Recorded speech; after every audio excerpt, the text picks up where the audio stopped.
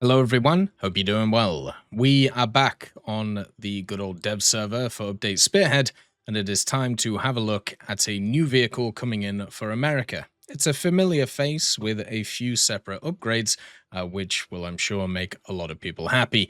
This is the F-15C Golden Eagle.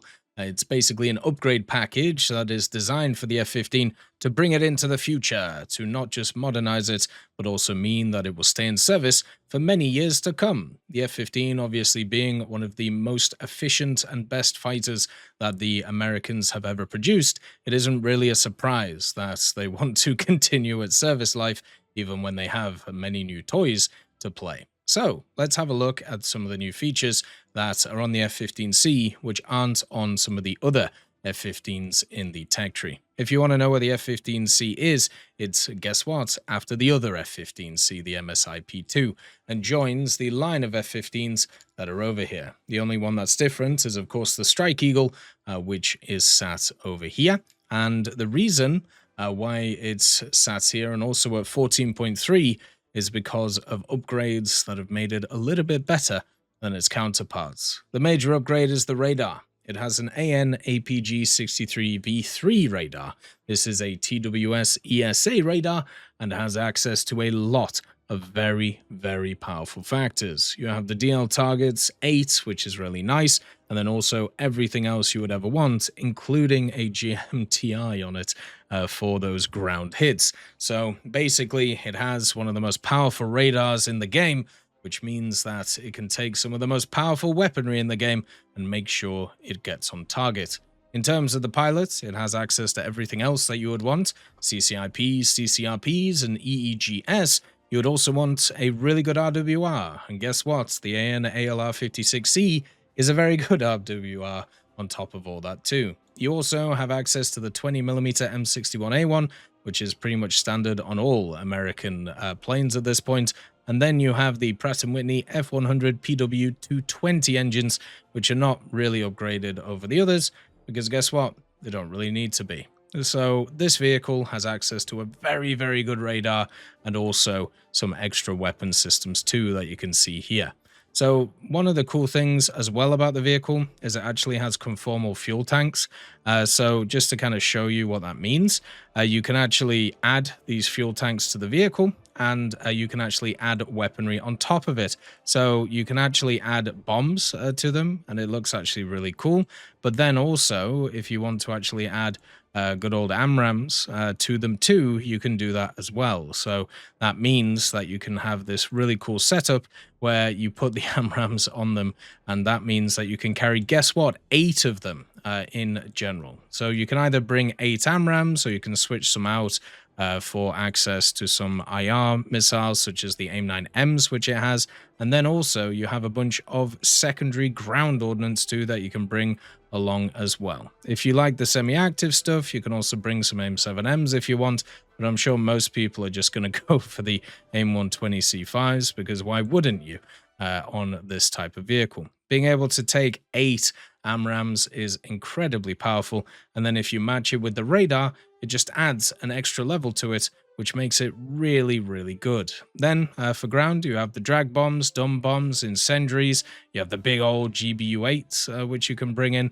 You also have the JDAM ERs, the good old glide bombs. Then the GBU-31 JDAMs, massive dumb bombs, and access to the sniper targeting pod, which I'm pretty sure is the best pod in the game, if not close to. You do have paveways as well, snake eyes, and then also access to some other stuff on the outer pylons, including some AGR-20Bs and also AGR-20As, the new kind of interesting laser missiles that you can fire from miles away at targets too. So this vehicle doesn't get access to Mavericks, but it gets access to everything else. And that, I think, is probably the main thing to focus on with this vehicle. It's going to be in a very good position in terms of taking out aircraft and also being useful in ground too. I would say it's probably more useful in air than ground just because of that radar, but at the same time, it's going to be very good in other areas as well. It has 240 countermeasures, which is also a very nice amount, not as much as others, but also I would say is more standard compared to some. So that is also very nice to see. So this vehicle is coming in with a lot of firepower, and it's coming in with a lot of kind of different setups to it. I think generally what you'll find is a lot of people who are happy about this vehicle because of the AMRAAM usage and because of this new radar, which now you can actually click on the screen with, as we've talked about previously. The major thing that's also cool about this vehicle is it'll probably have a bunch of really nice camos that you can bring along, just like a lot of the other F-15s that are in the game. And it will have access to all of the cool cockpits and just basically looking cool as well, which definitely helps it out. So with all of these AMRAAMs, with the good old radar, you can see, once I turn it on, there you go, you have access to the TWS, you have access to the GMTI, Search PD, and all of the other ones there too. So it's just going to be madness when it comes to it. It's just going to be absolutely fantastic in terms of how it's all set up. And hopefully, as we go into the future, it will just be even better. You can see that the cockpit is already modeled. This is obviously based off of an F-16C. Sorry, an F-15C, not a later one. So yeah, I think generally it'll be quite nice for many people. The F-15E will have probably access to better strike aircraft or strike capabilities compared to this, but in terms of the actual setup on this, I think it should be better because of the radar at the active radar homing role. So yeah, hopefully people will enjoy it, hopefully people will have a bit of fun with it, and finally, good old America, will have access to a AESA radar. Like a lot of other nations in the game. Not all of them though, like there's still some which are missing out. Obviously the type of radar is the next big like generation when it comes to Gaijin and when it comes to War Thunder and what they want to do with it. And obviously with all of these different radar systems and being able to move all of these things around, it's going to be a big part of kind of War Thunder going forward. And hopefully people enjoy it, hopefully people have a good time with it, and enjoy the kind of active radar home that they're going to live in. As always, I hope you have a wonderful day, and I'll see you next time.